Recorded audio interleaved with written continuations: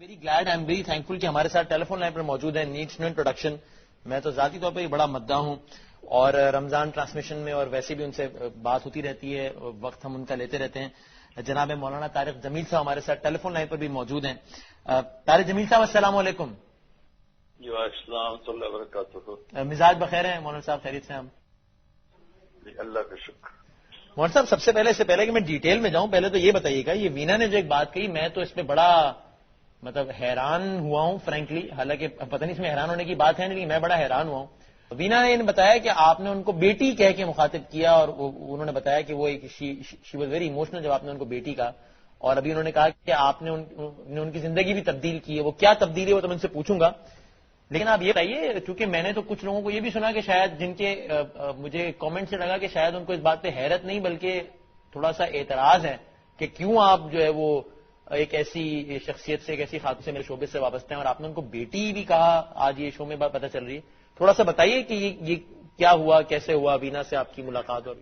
بسم اللہ الرحمن الرحیم، والصلاة والسلام علی رسولہ الکریم وعلی آلہ وصحبہ اجمعین، اما بعد. وسیم بھائی،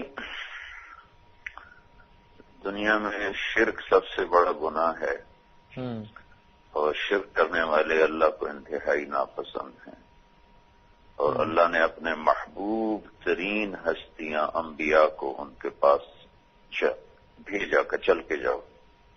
موسیٰ کلیم اللہ ہیں، پہلے 1.25 لاکھ نبیوں میں پہلے نبی کلیم اللہ موسیٰ علیہ السلام، اور انہیں بدترین انسان جس نے دنیا میں ایک ہی شخص ہے جس نے کہا خدا ہوں، فرعون. تو اللہ تعالیٰ نے فرمایا اذهب الى فرعون انه طغى، موسیٰ جاؤ فرعون کے پاس.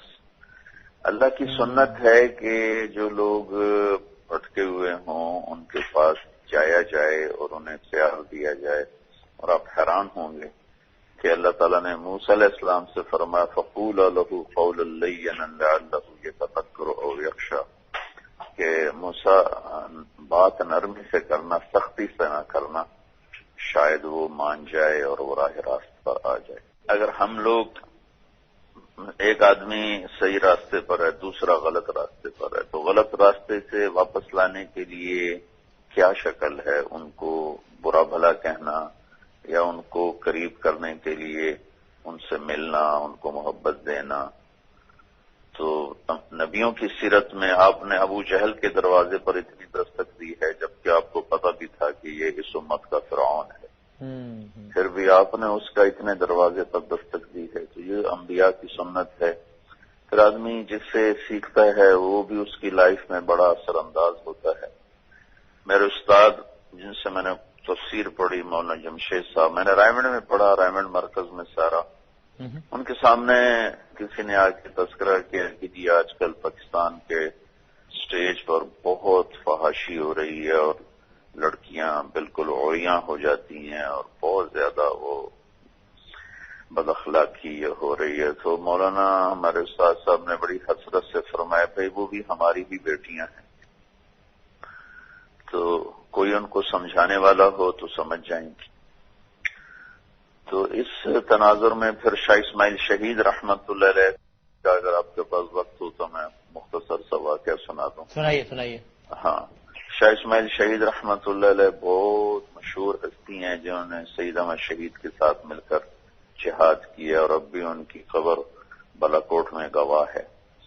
تو یہ شاہ ولی اللہ رحمت اللہ علیہ کے پوتے ہیں اور بہت بڑے عالم تھے، اور دہلی کی جامع مسجد میں ان کا خطاب ہوتا تھا تو مسجد میں تل دھرنے کی جگہ نہیں ہوتی تھی. تو ایک رات کو چپکے سے منہ لپیٹ کر چل دیے تو ان کے ایک تھے خیر خواہ بھی معتقد بھی، وہ کہنے لگی یہ شاہ جی کہاں جا رہے ہیں؟ تو ان کے پیچھے پیچھے چل دیے. اس زمانے میں بازار حسن میں طوائف تھی، موتی مسلمان تھی، تو اس کا گانا سننے بڑے بڑے نواب آتے تھے، مہاراجے آتے تھے. اس کا رقص اور گانا سارے بازار حسن میں مشہور تھا. دروازے پر دستک تھی تو بچی باہر نکلی تو انہوں نے فرمایا کہ فقیر ہوں، صدا لگانے آیا ہوں. اچھا. تو اس نے اندر جا کر کہا تو اس نے کچھ پیسے بھجوا دیے. ہاں. تو بچی نے یا خادم جو بھی تھا اس نے پیسے دیے. تو کب بٹی ان سے کہو کہ فقیر سامنے بیٹھ کے صدا لگاتا ہے پھر خیرات لیتا ہے. اچھا. تو یہ وقت تھا جب سارے ساتھ زندے بھی جمع تھے اور موتی بھی تیار ہو کر بیٹھی تھی. عشاء کے بعد کا وقت تھا اور تھوڑی دیر بعد آنے والے تھے سامعین بھی ناظرین بھی. تو تشریف لائے تو سارے حیران ہو گئے کہ یہ مولانا صاحب یہ کیسی صدا لگانے والے, یہ کیسا فقیر ہے. شکل سے نہیں جانتے تھے ان کو. تو ان کے سامنے تشریف فرما ہوئے اور سورہ والتین کی تلاوت فرمائی. والتین والزیتون وطور السینین وهذا البلد الامین لقد خلقنا الانسان فی احسن تقویم ثم رددناه اسفل سافلین. اس پر بیان فرمایا تو وہ ایسا سما بنا کہ سازندوں نے ساز توڑ دیے. موتی نے رو رو رو رو کے اپنا سارا دوپٹہ بھر لیا اور شاہ جی نے کہا اچھا بیٹی میری صدا پوری ہوئی اور باہر چل گئی. تو وہ بھاگتی ہوئی پیچھے آ گئی کہ شاہ جی جب صدا لگائی ہے ہاتھ بھی پکڑ لو, مجھے اس گندگی سے نکالو. تو پھر موتی جہاد کی شریک بنی. شاہ صاحب رحمت اللہ علیہ سید احمد شہید رحمت اللہ علیہ کے مجاہدین میں وہ شامل تھی. ایک مجاہد سے اس کی شادی کر دی گئی اور بالا کوٹ کے پہاڑوں میں وہ بھی سو رہی ہے. وسیم بھائی احساسات کا تعلق روح کے ساتھ ہے. روح نکل جائے تو احساسات سارے ڈیڈ ہو جاتے ہیں. صحیح. جسم تو مٹی ہے اور روح میں عزت دولت شہرت کی انٹرنس ہے ہی کوئی نہیں. روح میں انٹرٹینمنٹ اور جو آج کل کا ناچ گانا آوارگی ان کی رسائی وہاں تک ہے ہی نہیں. وہاں تو رسائی صرف اللہ اس کے رسول کے تعلق ہی ہے. اللہ تعالیٰ نے قرآن میں چیلنج کر کے کہا ہے الا بذکر اللہ تطمئن القلوب. سن لو غور سے کہ صرف اور صرف اللہ کی یاد ہی میں دلوں کا چین ہے. تو جنید نے بھی مجھ سے یہی سوال کیا تھا 97 میں جب پہلی ملاقات ہوئی تھی کہ ایک پاکستانی نوجوان جس گلیمر کو خوابوں میں دیکھتا ہے وہ گلیمر میرے پاس فزیکلی موجود ہے, پھر میرے اندر اندھیرا کیوں ہے, بے سکونی کیوں ہے, بے چینی کیوں ہے. اور بڑی خوبصورت اس نے مثال دی کہ میں وہ کشتی ہوں جس کا کوئی ساحل کوئی نہیں, جس کی کوئی منزل کوئی نہیں. تو جبکہ وہ شہرت کی پیک پر تھا. تو اس سے بھی میں نے یہی بات کی تھی کہ جنید بھائی دل کی دنیا کو تم جن چیزوں سے آباد کرنا چاہتے ہو دل ان سے آشنا ہی نہیں. دل تو اللہ کا عرش ہے, اللہ نے اسے اپنے لیے چنا ہے. جب معدے کو روٹی ملتی ہے تو اسے سکھ ملتا ہے بھوک کی حالت میں. ایسے جب روح میں ایک بھوک اٹھتی ہے ہوک اٹھتی ہے تو اللہ اس کے رسول کا تعلق ہی ایسی چیز ہے جو اسے پر کرتا ہے. جب وہ چیز نہیں ہے تو پھر دنیا کی کوئی چیز بھی تمہیں سکھ نہیں دے سکے گی. تو جب وہ 4 مہینے کے لیے نکلا تبلیغ میں تو اس کا مجھے بالا کوٹ سے فون آیا کہ مولانا میں پرانی مسجد میں لیٹا ہوا ہوں, پھٹی چٹائی میرے نیچے ہے اور جس سکون کو میں 5 سٹارز ہوٹلز میں ڈھونڈتا تھا وہ آج مجھے حاصل ہے. مجھے لگتا ہے میں ہوا میں اڑ جاؤں گا. تو بالکل یہ تو سمپل سا فلسفہ ہے کہ اللہ تعالیٰ نے اپنے تعلق میں قرآن میں کہہ دیا ہے کہ میری یاد میں ہی چین و سکون ہے. تو جب اس طرف انسان مڑتا ہے تو خود بخود زندگی میں چین و سکون آتا چلا جاتا ہے. جزاک اللہ.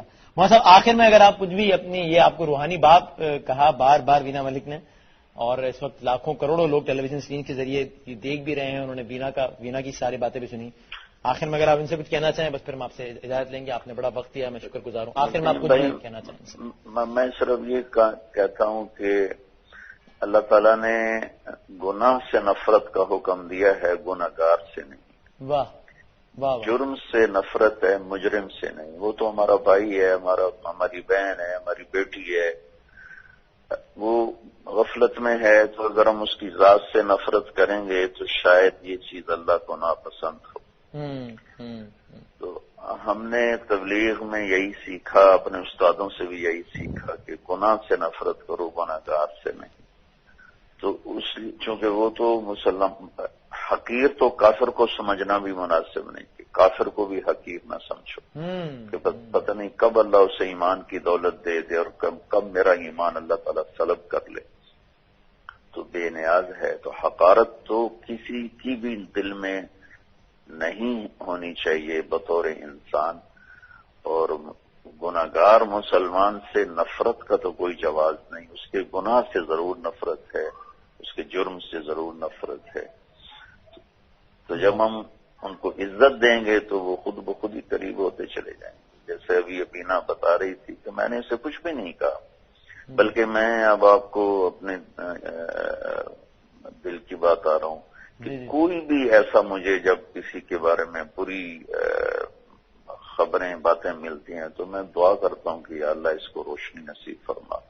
اور میں نے وینا کو بتایا کہ جب سے تیری بدنامی ہوئی میں تو تمہیں جانتے بھی نہیں تھا تم کون ہو, لیکن کسی کی بیٹی تو ہے جو بدنام ہو رہی, تو میں دعا کرتا تھا یا اللہ اس کو عزت دے, اس کو جس رخ پر ہے اس رخ سے اس کو ہٹا دے.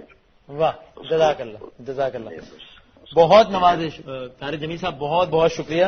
اور وقتاً فوقتاً آپ کا ہم وقت لیتے رہیں گے. Thank you so very much, بہت بہت شکریہ.